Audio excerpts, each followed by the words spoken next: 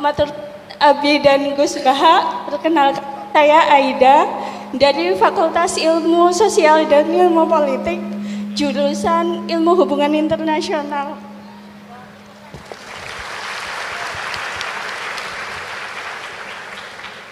Tadi saya tertarik sekali dengan pemaparan Abi tentang merawat ukhuwah kebangsaan saat ini. Kula jadi ingat Al-Anbiya 107. Bismillahirrahmanirrahim. Wa ma arsalnaka illa rahmatan lil alamin. Mohon tips saking Abi dan Gus Baha, gimana kami mahasiswa yang masih keroco mumet dan sering hilang kendali saat menghadapi teman-teman yang ngeyel dan tidak bisa didebat untuk tetap merawat ukhuwah dan tidak kehilangan kepala, setidaknya ngoten. Matur suwun, mohon dijawab masing-masing Abi dan Gus Baha. Mungkin nanti ada tambahan juga dari Prof. Ova, inggih monggo. Terima kasih. Wassalamualaikum warahmatullahi wabarakatuh. Waalaikumsalam warahmatullahi. Aida dari Hubungan Internasional. Terima kasih atas kesempatannya, sangat luar biasa sekali. Baik, perkenalkan nama saya Aji, saya adalah mahasiswa Departemen Politik dan Pemerintahan Angkatan 2023. Langsung saja, pertanyaan saya simpel. Menjaga ukhuwah ini kan pastinya erat dengan kaitannya di level mikro kita atau level paling bawah.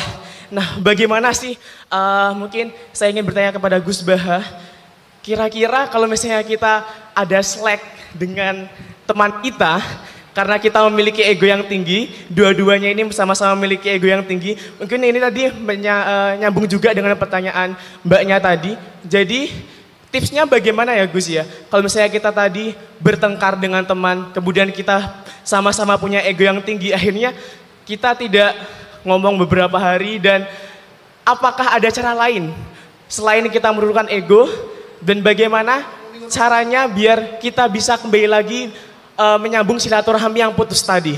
Begitu saja Gus pertanyaannya. Terima kasih atas kesempatannya. Begitu. Assalamualaikum warahmatullahi wabarakatuh. Waalaikumsalam warahmatullahi wabarakatuh. Baik, Bapak-bapak yang kami hormati yang ada di depan, termasuk Ibu Rektor. Kita tahu bahwa saat ini masyarakat sangat sudah tidak lagi mungkin bahwa ukhuwah kebangsaan ini harus senantiasa kita gaungkan kembali dengan bukti yang paling kecil. Kita saat berjalan di jalan sekarang ini, kalau dulu pernah dipelajari bahwa jalur kiri itu adalah jalur motor, jalur kanan ada jalur mobil, sekarang sudah tidak ada lagi, sehingga semua jalur itu dikuasai oleh yang paling kuat, ya. Itu barangkali kalau jangkar yang paling kuat mobil yang sudah bagus, nah itulah di semua jalur itu hampir dikuasai semuanya. Hampir ini barangkali etika ukhuwah ini yang barangkali sudah luntur dan barangkali sudah tidak ada lagi mungkin di negeri ini. Saya ingin kembali kepada bapak-bapak yang terhormat ini, bagaimana sih sebetulnya tip dan trik untuk mengembalikan ukhuwah etika bermasyarakat ini kembali hadir di tengah-tengah kehidupan berbangsa dan bernegara ini. Mungkin nanti akan merambahnya sampai di tingkat nasional. Terima kasih. Barangkali ini yang kami tanyakan. Billahi taufiq wal hidayah. Assalamualaikum warahmatullahi wabarakatuh. Waalaikumsalam warahmatullahi wabarakatuh. Bismillahirrahmanirrahim. Kebetulan saya ini ahli tip betul, jadi insya Allah gampang. Saya tadi tersanjung lah dipuji Pak Munjid, katanya saya ini orang yang gampang saja menangani macam-macam. Memang faktanya gampang, dunia ini tidak ada yang susah. Yang susah itu tadi kata Abi Quraisy, hati kamu dikelola nggak apa-apa, gampang. Saya beri contoh begini, ada seorang kiai Abi Quraisy itu khusyuk betul, nggak mau berkawan sama perempuan cantik, katanya takut biologisnya kumat, takut sahabatnya kumat. Kalau berteman orang jelek kan nggak apa-apa Gus, nggak minat, apalagi orangnya merongos kukulan banyak katanya. Terus tak ingetin, Syahwat yang nggak pada tempatnya itu dosa, tapi ngenyek orang juga dosa kata saya. Artinya dia menghindari perempuan cantik tapi dosa menghina. Itu juga ada orang yang nggak mau berteman orang kaya, takutnya tamak gini-gini. Senengnya sama orang miskin, ternyata apa? Diperbudak, disuruh mijetin, disuruh-suruh. Dosanya yang berbudak itu. Jadi intinya dalam semua lini kehidupan tuh ada problem fikih. Makanya kita harus pinter-pinter berteman orang kaya, semoga kayanya untuk kebaikan. Berteman orang miskin supaya kita tawadu. Melihat alumni UGM yang sukses kita bangga. Yang bikin masalah kita istighfar, gitu aja gampang kan urusannya. Artinya kiai juga sama. Kiai itu punya alumni yang jadi kiai, alhamdulillah. Yang enggak jadi kiai problem, ya kita istighfar semua di semua kehidupan kita. Nah, kata bapak ini bapak saya. Kalau pagi-pagi Abi Quraisy itu ada orang nyun sewu, orang miskin, sholatnya pas-pasan, pakai celana pendek, pagi-pagi rokok di warung. Bapak itu mesti bilang gini, "Hak, aku sing kiai ra mesti sebahagia itu." Sudah marung nggak punya uang ngutang itu nyingkrang bahagianya, masya Allah. Itu kata bapak, itu rahmatnya Allah. Orang nggak punya karya, nggak punya prestasi sebahagia itu, jangan diganggu kan. Selama ini kita sebagai akademisi, sebagai dosen juga ikut salah. Melahirkan satu faham, bahagia itu kalau jadi dosen, bahagia itu kalau jadi rektor, jadi menteri. Sehingga orang itu tidak kok berbahagia dengan kesehariannya. Padahal orang seperti itu, sering saya ketemu orang nganggur itu. Wah enak Gus jadi wong nganggur lah, jadi menteri dikongkon presiden, jadi pejabat esok kudu ngantor, jadi wong biasa enak wae turu-turu, wae ngopi-ngopi gitu. Intinya bahagia seperti ini tidak usah dibatalkan, biar aja tetap bahagia seperti itu. Karena kalau kamu jadi dosen, nyanyi Anda di UGM juga kamu nggak mau. Jadi itu penting, ngelola kebahagiaan itu penting. Jadi ini Mbak Aida, Mbak Aji, semuanya harus dilatih lah, bahagia itu dilatih. Syukur-syukur model wali ya, terus sujud, terus sungkem di Allah. Kalau nggak model wali ya dilatih yang gampang-gampang. Saya teringat konflik itu dimulai dari tersinggung. Saya ulang lagi, konflik itu dimulai dari tersinggung. Saya punya sekian khazanah tentang ngelola tersinggung. Saya berkali-kali cerita itu. Suatu saat Imam Syafi'i didatangi orang, cium tangan, terus hormat. Setelah itu orangnya menghujat. Dilaporkan sama santrinya, itu orang yang tadi nyium engkau, di luar menghujat engkau, menghina engkau. Imam Syafi'i tertawa-tawa, baguslah saya wibawa, di depan saya agak berani. Enteng saja, dianggap enteng saja. Enggak kok, wah itu khianat, itu munafik, enggak. Alhamdulillah saya wibawa, buktinya di depan saya tidak berani. Nah ini tip Bu Rektor, kalau ada yang ngerasain jenengan di luar, alhamdulillah di depan saya tidak berani. Jadi enteng saja. Diceritain lagi, orang separuh dari kampung ini nggak suka jenengan Imam Syafi'i karena engkau terlalu ngendikan hak. Baguslah, kalau nggak suka saya berarti nggak ngutang saya. Yang masalah tuh yang suka-suka itu bisik-bisik minta-minta. Jadi dianggap enteng saja. Kalau Anda sudah bisa ngelola konflik seperti itu, ringan saja. Ada lagi ulama disuruh ke tetangganya. Setelah datang ke rumahnya, irji falah hajata libik. Sudah kamu kembali, saya tidak butuh kamu. Setelah sampai rumah dipanggil lagi, ya saya jadi butuh kamu, silahkan ke rumah. Datang lagi sampai 3 kali. Dan setiap dari 3 itu ulama tadi senyum, senang puas sekali. Akhirnya pemuda tadi tanya, engkau saya bully, saya kerjain kok tetap senang ceria. Sampai 3 kali. Ayo datang ke rumah saya. Setelah sampai rumahnya, sudah pulang aja, saya tidak butuh kamu. Setelah di rumah dipanggil lagi, Pak Yai jadi acara di rumah saya. Setelah di rumahnya, sudah saya tidak butuh kamu pulang. Sampai 3 kali. Dan fikul lil marroh, di fitil kal marroh, di semua itu beliau senyum, senang menikmati. Terus tanya pemuda tadi, kenapa engkau tetap senyum-senyum menikmati? Saya ini penghamba Allah sejati. Senang saya sama ajarannya Allah, disuruh menghormati tetangga. Kamu tetangga saya, minta saya datang ya datang. Puas kamu nyuruh saya pulang ya saya pulang. Alhamdulillah saya jadi hamba Allah yang baik. Ngikuti perintah Allah, hormat tetangga. Sama kita di Indonesia gitu. Kalau Anda tidak sefaham dengan presiden atau dengan bupati, perintah Allah itu hubungan dengan mereka baik. Cocok tidak cocok harus baik. Itu perintah Allah. Jangan yang cocok jika kita membebek, tidak punya prinsip, tidak punya ideologi. Saya diundang di sini, kalau nuruti nafsu saya tidak cocok. Kiai kok diatur-atur. Tapi perintah Allah disuruh menghormati kawan. Kata Rasulullah di sebuah hadis, inna min abaril birri silatar rajul ahla wuddi abih. Kebaikan tertinggi itu adalah berkawan baik sama teman bapaknya. Saya ini dekat sekali sama Profesor Zaini Dahlan, sehingga harus menghormati putrinya. Sebetulnya wajib hormat itu dosen UGM, kalau enggak dipecat kan. Tapi saya punya konstitusi sendiri. Jadi kalau hidup kamu sudah bertautan dengan Allah, semuanya indah. Maka na yu'minu billahi wal yaumil akhir falyukrim jarahu. Kalau kamu iman sama Allah dan Rasul, hormati tetangga kamu. Bukan pakai hukum sosial, kalau baik saya baiki, kalau enggak. Berarti ada terdikte oleh makhluk. Terdiktelah oleh Allah Subhanahu wa taala yang suruh supaya kita selalu baik. Nabi mencontohkan ada 3 tetangga. Satu punya 3 hak, yaitu dia muslim, dia kerabat kamu, dia tetangga kamu. Yang 2 punya 2 hak. Dia muslim, dia tetangga kamu, tapi tidak keluarga kamu. Yang 1 punya 1 hak. Dia tidak muslim, tidak kerabat, tapi itu tetangga kamu, yaitu non muslim. Juga harus baik.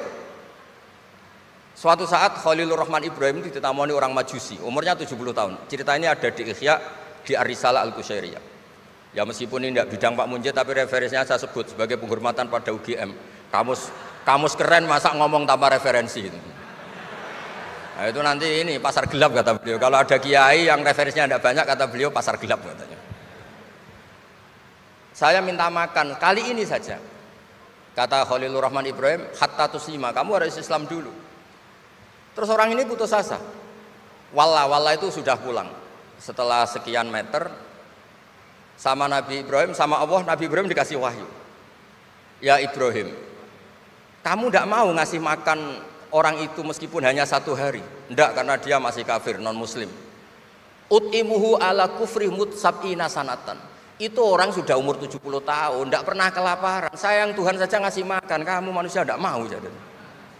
Terus dipanggil akhirnya, ya Majusi sini, tak kasih makan. Kenapa kamu rubah?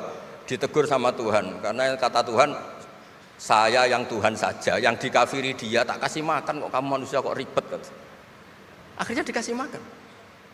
Jadi contoh-contoh muamalah kebangsaan, beda agama itu cukup, referensi kita cukup. Yang enggak cukup adalah pikiran kita yang sempit, itu masalahnya pikiran kita. Wong Islam itu kepenak, enak betul. Saya punya saudara, punya keluarga, saya tadi cerita Pak Kures. Wah itu haternya banyaknya bukan. Tapi bilang ke saya, dah Gus kita sama-sama wali. Syaratnya wali itu hanya 2, dicintai banyak orang atau dihujat banyak orang. Kalau dihujat banyak orang itu ngilangi dosa kan. Islam itu enak, dicintai orang ya ibadah, dirasani orang ngilangi apa? Dosa. Maka kamu jadi dosa. Tenang saja. Kalau mahasiswa senang energi kebaikan, kalau tidak senang ngurangi dosa, kan enak kan? Monggo jenengan milih mana? Milih banyak pecinta apa banyak yang membenci? Tapi apapun itu terus kembali ke Pak Kores tadi.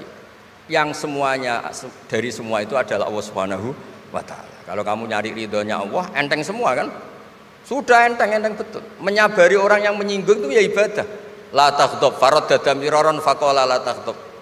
Tersinggung tidak marah itu ibadah. Wal kadhiminal ghaidh. Jadi itulah yang harus kita latih, saya itu sering ijtihad ya, bukan dengan makna yang mutlak ijtihad biasa. Saya ini termasuk kiai yang susah diundang. Saya datang ke sini bukan sebagai UGM, Bu Ova itu putra dari Profesor Zaini. Jadi jangan GR Pak Munjid kalau saya diundang UGM terus Pak Jumawa undang, biasa aja. Biasanya bukan karena meremehkan UGM, enggak. Memang ada aturannya. Kiai itu kan ya jaga hatinya. Jangan-jangan diundang UGM mari takabur. Kan ya kita mikir. Kalau nggak mau jangan-jangan takabur, diundang kok nggak mau kan ya mikir. Ini cerita Pak Kores, ini kisah nyata. Saya tuh pernah diterima kasih kiai kecil. Gus matur nuwun Gus jenengan nggak datang kan? Oh iya. Kalau di dunia kiai itu kiai kecil kan diundang acara-acara kecil. Ya kira-kira salam tempel 200.000 lah kira-kira gitu. Gara-gara saya tidak datang dia lakon itu ya lakon dia yang disalami template, yang dicium. Oh itu kalau jenengan datang saya mahjub, saya itu gak kanggo gitu. Jadi dianggap uang 200.000 itu dari saya. Ternyata menghadiri acara kecil itu tidak solusi juga. Kalau kita kiai besar datang ke acara kecil, ini namanya menghentikan rezekinya yang kecil. Itu ibarat toko besar dekat kelontong kecil gitu. Tapi kalau tidak datang, sombong betul setelah kiai besar diundang yang kecil gak mau. Nah itu namanya istihad. Istihad itu satu pemikiran yang tadi yang diceritakan Mas Haji tadi. Mau tidak mau kita secara sosial itu berdebat. Sebaiknya kita ini merakyat apa enggak? Kalau merakyat dengan tema-tema rakyat, urusannya makan, mungkin kita tidak jadi negara maju. Tapi kalau terlalu tema-tema besar, jangan-jangan lupa ngasih makan. Ya sudah, itu istihad. Ini yang terakhir saya cerita perbedaan pendapat. Dulu Al-Haris Al-Muhasibi itu pernah punya ide. Ini temannya Imam Ahmad, temannya Imam Syafi'i. Ya Imam Ahmad saya mau ngarang buku tentang menolak faham-faham Mu'tazilah, faham-faham yang nggak benar. Menurut Anda gimana? Jawabannya lucu. Jangan katanya. Kenapa? Sebelum Anda membantah mereka, meluruskan mereka, pasti Anda cerita argumentasi mereka. Ketika cerita argumentasi mereka, jangan-jangan mereka lebih tertarik argumentasinya Mu'tazilah daripada argumentasi Anda. Berarti Anda ikut menyebarkan kebid'ahan itu. Terus, oh iya. Nah ini mohon maaf ini mahasiswa UGM yang masih muda-muda ini. Misalnya rektorat bikin pengumuman, nyun sewu ada gambar yang seronok, yang menarik. Terus ditulisi gini, jangan lihat ini bahaya misalnya. Orang lihat tulisan jangannya apa ngelihat gambarnya? Nah, tidak semua kebaikan disebarkan itu baik karena ini ada hitung-hitungannya. Saya sebagai ulama ahli sunnah misalnya, tahu madzhab Mu'tazilah, tahu madzhab yang lain-lain itu dari cerita ulama itu. Jangan-jangan ketika kita cerita bahaya NKRI misalnya, kita ini mencintai NKRI justru karena baca buku bahaya NKRI dalam ambang apa. Setelah baca terus tahu ekstremis, tahu ini itu, malah benci NKRI. Padahal kita ngarangnya demi persatuan NKRI, tapi kita tahu problemnya dari nulis. Nah itu hal-hal yang memang dalam ijtihad, dalam pemikiran itu, makanya saya hanya cerita yang ada di kitab karena ini keahlian yang memang saya diundang di sini, jadi saya profesional saja. Jadi di bab-bab seperti itu tuh memang kita pasti gampang. Berteman orang kecil katanya merakyat, ternyata memperbudak. Enak kan Anda misalnya Pak Munjid berteman kampungnya di Kebumen, dosen UGM tinggal nyuruh minta mijitin. Kalau berteman rektor disuruh-suruh kan. Nah ternyata tidak merakyat. Senang berteman orang bisa disuruh, gak siap berteman atasnya. Lah gak mau berteman atasnya katanya merakyat, ternyata karena hasud, karena gak jelas semua, hidup ini gak jelas. Yang jelas hanya Allah Subhanahu wa taala. Makanya menurut ilmu tasawuf itu kulillah tumadarhum fi khawdima labun, sudahlah kembali ke Allah. Berteman orang kecil ya karena perintah Allah. Kalau karena perintah Allah pasti inginnya ikram, memuliakan. Berteman orang besar juga karena perintah Allah supaya ada hasud, supaya Indonesia ada chaos. Kayak tadi yang didawuhkan Pak Quraisy, la imamun khusyum khairun min fitnatin tadum. Imam yang dengan arti salah itu masih lebih baik ketimbang chaos. Karena kalau chaos lebih gak kebayang. Ya apapun itu cukuplah khazanah-khazanah Islam untuk mendidik kita sebagai orang yang menjaga kebinekaan, menjaga ukhuwah. Ya, terima kasih.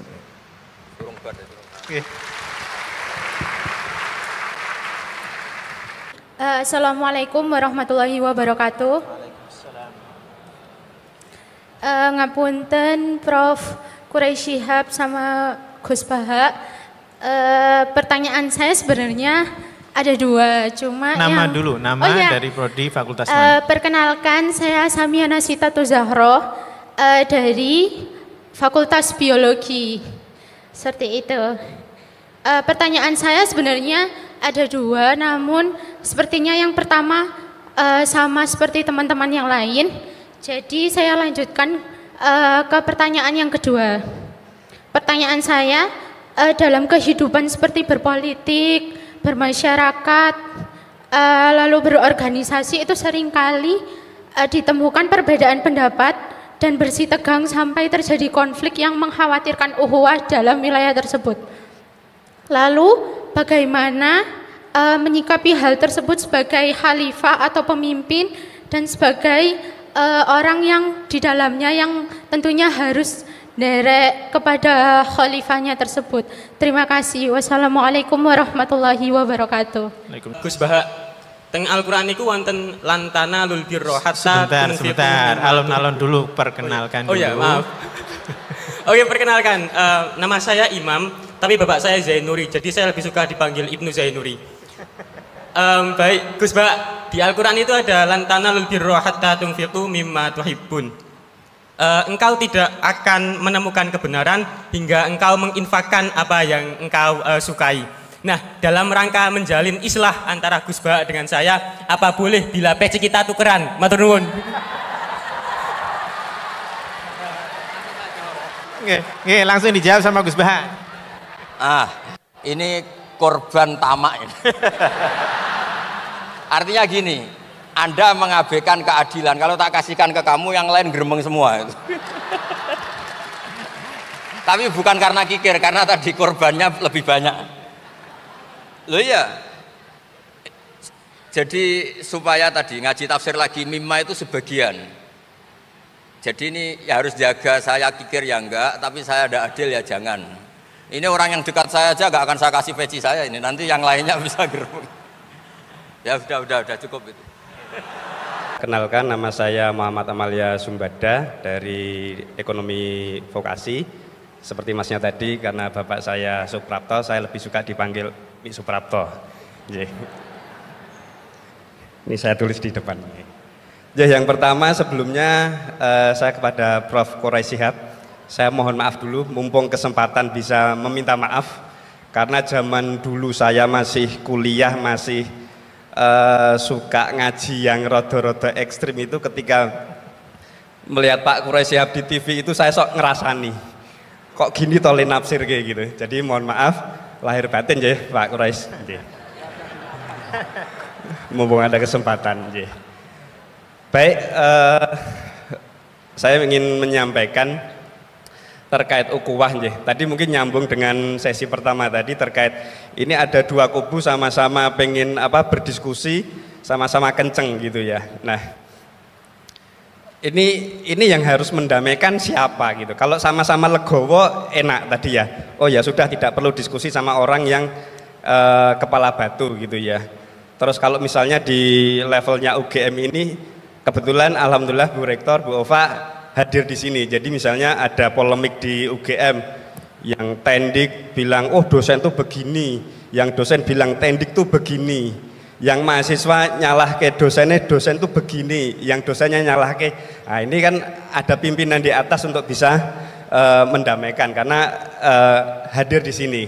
Nah yang jadi pertanyaan saya, menjadi kekhawatiran itu ketika di ranah dakwah, apakah umat ini memang ini ujiannya umat untuk melihat para alim ulama ini saring serang. Jadi misalnya kalau kita belajar distribusi normal itu kan pasti ada 10% ekstrim kanan, 10% ekstrim kiri, yang tengah-tengah itu biasanya ikut-ikutan aja. Konteks misalnya di masjid, ada ulama yang ekstrim kanan itu selalu sholat itu harus jamaah, harus di masjid, harus tepat waktu dan sebagainya. Yang tidak itu salah, dan merasa punya kewajiban untuk membenarkan.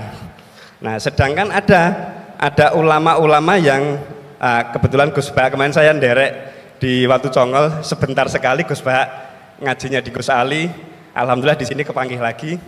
Itu Gus Ali itu tipe-tipe ulama yang ngopeni jamaah. Ya yang penting sholat, ora iso saiki ya kodok kan gitu, ya engko dirapel. Nah siapa yang berkepentingan untuk atau punya kewenangan untuk memahamkan dua kubu ulama ini, untuk memahamkan bahwa jenengan ini porsinya sini, jenengan ini porsinya sini, nggak usah saling serang. Nah kita ini kan jamaah hanya nonton, bingung. Kesannya itu kita ikut di sini disalahkan sana, kita ikut yang sana disalahkan yang sini. Nah ini kira-kira harus tugasnya siapa untuk memahamkan para alim ulama ini bahwa beliau-beliau ini punya porsinya masing-masing, tidak perlu mengikuti ranahnya yang berbeda. Mungkin itu saja, matur nuwun. Assalamualaikum warahmatullahi wabarakatuh. Selamat siang. Perkenalkan, saya Krisman Heriamsal, mahasiswa hubungan internasional. Senang sekali saya bisa menjadi bagian dari dialog kebangsaan menyongsong Ramadan. Ternyata sospol lagi ini. Saya tadi sudah cancel yang sospol. maaf. Jadi yang sudah kadung ya udah terus. Ya.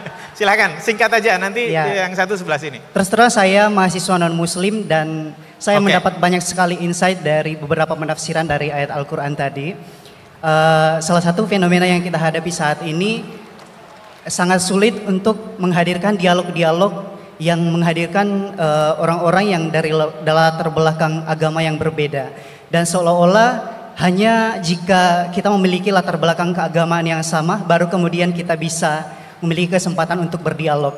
Nah kira-kira mengapa sangat sulit bagi kita di negara kita ini untuk menghadirkan orang-orang dari latar belakang agama yang berbeda untuk hadir dalam suatu forum dialog yang sama. Kemudian bagaimana kita bisa menyikapi fenomena tersebut? Terima kasih. Baik, terima kasih sekali. Tepuk tangan. Ini pertanyaan yang sangat penting dan menarik.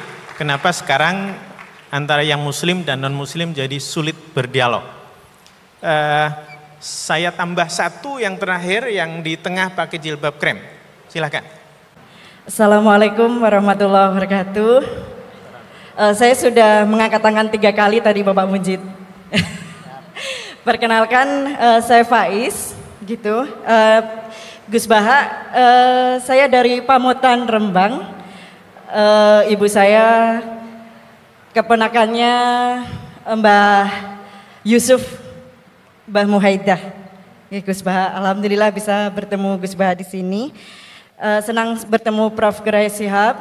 Pertanyaan saya, apabila ada pemimpin muslim yang mohon maaf secara kinerja dia kurang baik, kemudian pemimpin non muslim secara kinerja sangat baik, ini sebagai kami orang Islam memilih yang muslim atau yang non muslim untuk menjadi kepala daerah misalnya. Atau bagaimana jika pemimpinnya perempuan? Meskipun saat ini sudah ada Prof. Ova di sini, juga Bu Mega, begitu. Kemudian termasuk ketika kami di UGM ada rekrutmen dosen baru, kira-kira mana yang bisa kami pilih apabila nilainya berdekatan begitu. Itu pertanyaan dari saya. Saya baru perkenalannya di belakang Bapak Mujid, saya dari Forum Silaturahmi Nahdlatul Ulama, saya juga pengajar di pengelolaan arsip rekaman informasi di BSMB Sekolah Vokasi sama dengan Gus Prapto. Mohon maaf. Assalamualaikum warahmatullahi wabarakatuh. Waalaikumsalam warahmatullahi wabarakatuh. Terima kasih banyak untuk pertanyaan-pertanyaannya. Bismillahirrahmanirrahim. Tadi yang dari Magelang ya, yang tetangganya Gus Ali tadi Bali, yang minta maaf sama Pak Quraisy. Saya mewakili beliau, sudah dimaafkan. Karena saya tahu kalau tradisi orang alim, tradisi kiai itu memaafkan itu ibadah, jadi enteng saja. Apalagi pas Anda ngerasain itu nggak ditulis kok diaras, karena nggak ngefek. Nah, terus saya ngapresiasi pertanyaan dari mahasiswa non muslim tadi. Sebetulnya ketika negara ini berdiri itu ya dialek semua antar umat beragama, sehingga diputuskan yang penting itu berketuhanan. Maka yang ditolak oleh konstitusi kita adalah ateisme, komunisme. Saya membayangkan misalnya punya anak perempuan, diajak orang yang tidak beragama di tengah hutan misalnya, bunuh ya tidak takut Tuhan, merkosa tidak takut Tuhan, salah etika ya tidak takut Tuhan. Bandingkan kalau diajak yang beragama, pasti masih ada rambu-rambu, ada ini itu. Sehingga memang masalah betul ketika orang tidak berketuhanan itu. Jadi saya ingatkan Mas tadi, siapa tadi namanya? Yang non Irman Syah, yang non muslim tadi itu. Siapa? Namanya siapa?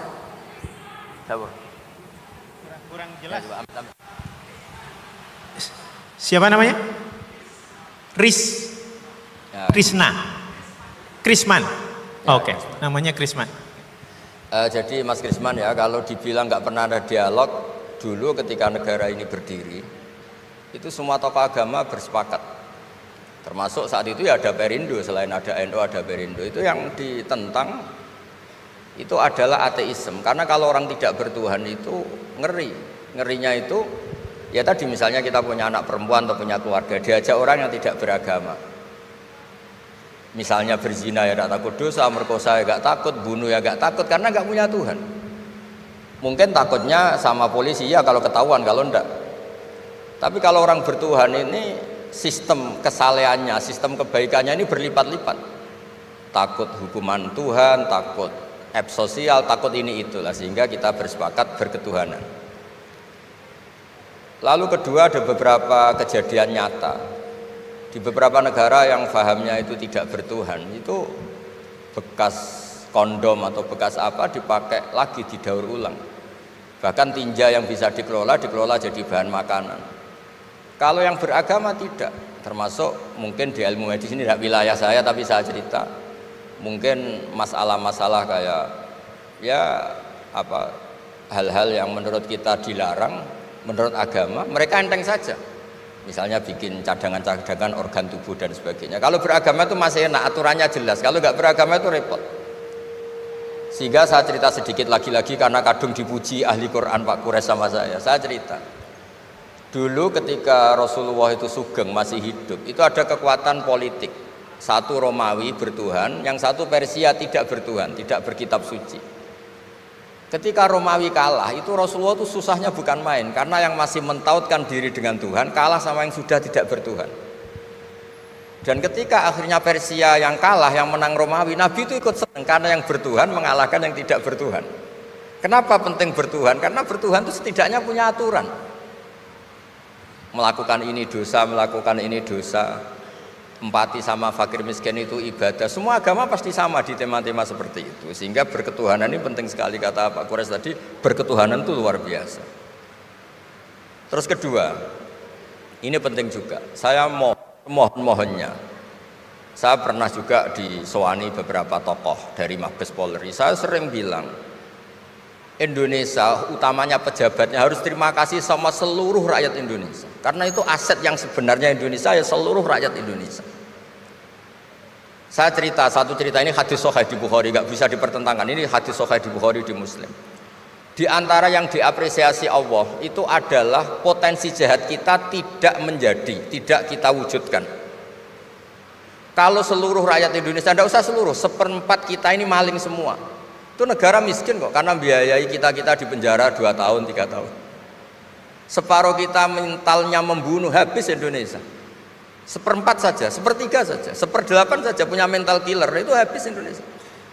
Ketika rakyat kita, ketika tetangga kita, masyarakat kita tidak melakukan kejahatan, itu ketertiban yang sejati. Maka semua bentuk ketidakkriminalan yang dilakukan oleh rakyat Indonesia itu awal dari aset bangsa ini.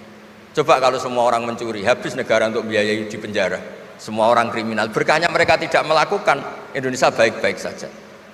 Sebab itu ketika ada sekian kebaikan, Nabi terakhir ngendikan apa? Takufu syarroka anin nas fa innaha shadaqatun minka ala nafsik. Potensi jahat kamu jangan kamu lakukan, itu sudah menolong peradaban. Para gadis tetap gadis karena nggak diperkosa. Orang yang punya kambing satu tetap punya kambing satu karena nggak dicuri. Orang yang berkarir tidak terhenti karena karakternya agak dibunuh, tidak dihujat, tidak dihentikan, tidak disetop oleh cibiran, oleh bulian. Maka di antara 7 orang yang dilindungi Allah, fi dzillihi yauma la dzilla illa dzilluh, itu Nabi hanya cerita orang yang enggak jadi.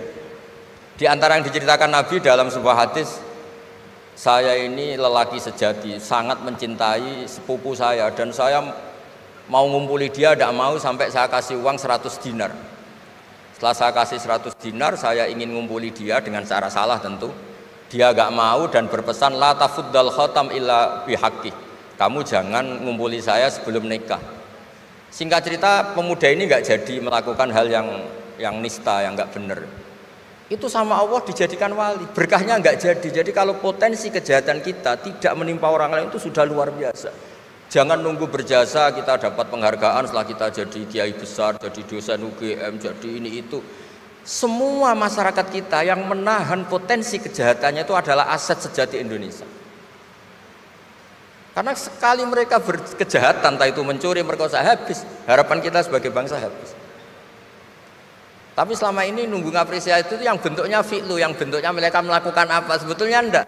Tidak melakukan kejahatan itu sudah bagian dari kebaikan yang luar biasa. Terus yang terakhir tadi yang pertanyaan pemimpin muslim dan non muslim. Memang ini wilayah sensitif, tapi sebetulnya bisa dianalisis secara fikih. Ya saya ulang lagi, bisa dianalisis secara fikih Nusantara, fikih kebangsaan. Jangan dianalisis pakai fikih yang internal dalam Islam. Saya ulang lagi, jangan dianalisis menurut fikih yang di internal Islam. Kita beri contoh umum saja ya. Kita beri contoh umum saja. Dulu Pak Quraisy pernah mencontohkan kalau non muslim bisa jadi pilot beneran, padahal dia non, sama Pak Munjid yang kiai di UGM, nggak bisa jadi pilot. Kira-kira milih mana? Tapi itu kan wilayah yang sensitif karena ini di Indonesia itu konteksnya bukan urusan pilot, urusan mewakili kebanyakan Indonesia itu Muslim dan demokrasi itu mencerminkan suara mayoritas. Tapi tidak mungkin juga membiarkan Muslim yang killer, yang pembunuh, yang dulu punya reputasi yang misalnya macam-macam. Jadi hal-hal seperti itu, kata Quran itu jangan berdiskusi sesuatu yang kalau menjadi jelas malah masalah, karena itu kan seperti pertanyaan gini, Gus saya punya kerabat di Jogja tapi pelit, sama orang lain dermawan, bagus mana? Kita kan nggak mungkin menganjurkan mutus hubungan keluarga, tapi tidak mungkin juga suruh ikut orang pelit. Anda membukan orang fikih, karena kalau yang nggak ahli fikih itu ya gampang saja jawab semaunya. Tapi kalau saya sebagai orang yang nekuni fikih itu bingung. Saya sering ditanya orang juga, Gus saya mau nyalon lurah, ya lurah atau bupati atau apa? Katanya nyuap itu haram, Gus. Setelah dipraktekkan nggak bayar, nggak bagi uang, ya nggak jadi betul. Yang menang yang bayar. Terus akhirnya fikihnya tak rubah. Nyuapku yo haram, medit yo haram kata saya. Dimodifikasi sedikit, akhirnya alhamdulillah Gus bar sodakoh gitu. Ya menang akhirnya, berkahnya sodakoh.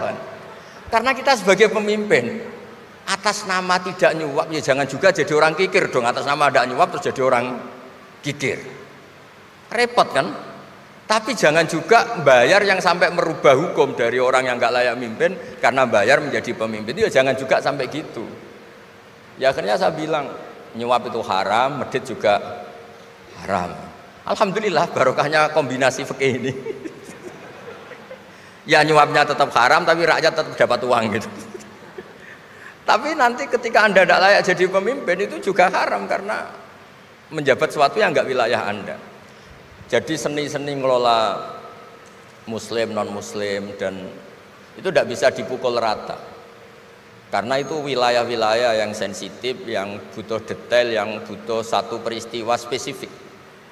Saya pernah ditanya, Gus saya ini hidup di Amerika, kalau milih presiden kan sama-sama non-Muslim, milih yang siapa? Ya jawab yang akhafu dororon, misalnya ada presiden Amerika yang sangat demokratis misalnya, dia membiarkan Islam berkembang.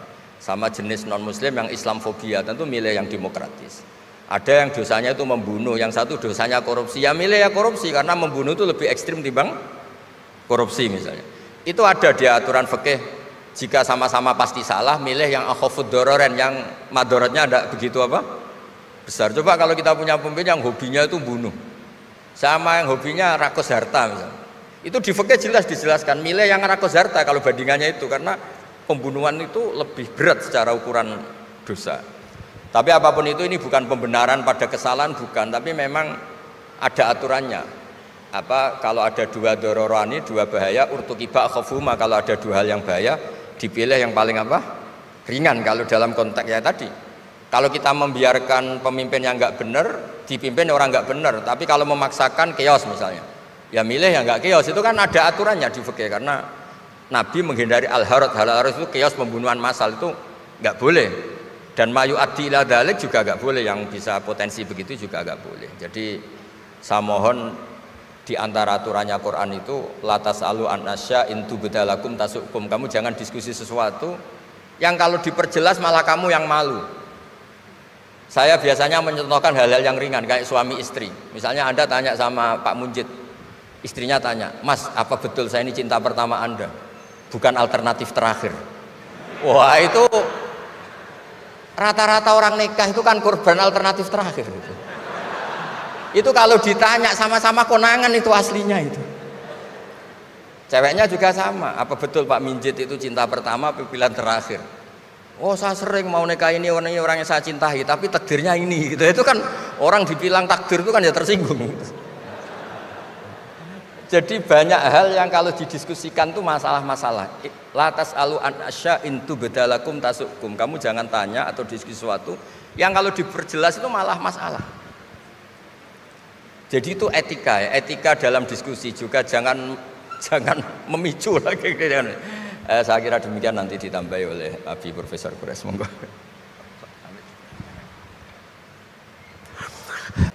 Beberapa pertanyaan saya akan gabung secara keseluruhan. Yang pertama, yang ngerasain saya terima kasih. Betul. Yang menunjukkan kesalahan saya akan sambut dengan baik. Jangan duga tulisan-tulisan saya, ceramah-ceramah saya tidak ada salahnya. Semua manusia bisa salah, bisa khilaf. Sehingga kita harus berterima kasih kalau ada orang yang mau menunjukkan kesalahan itu. Itu prinsip hidup saya.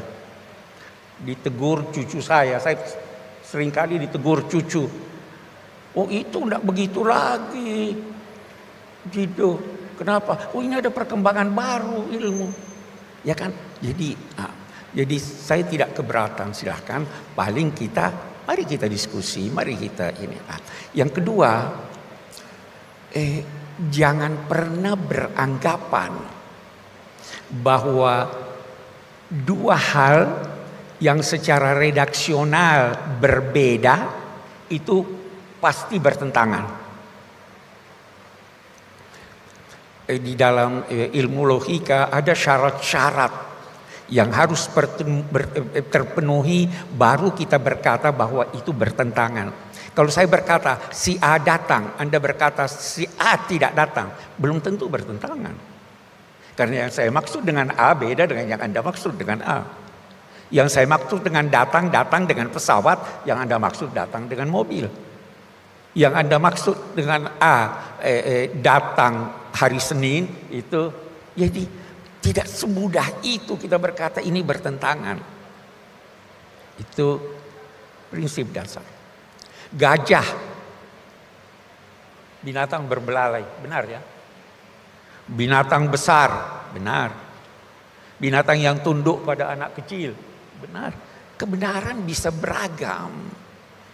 Itu satu.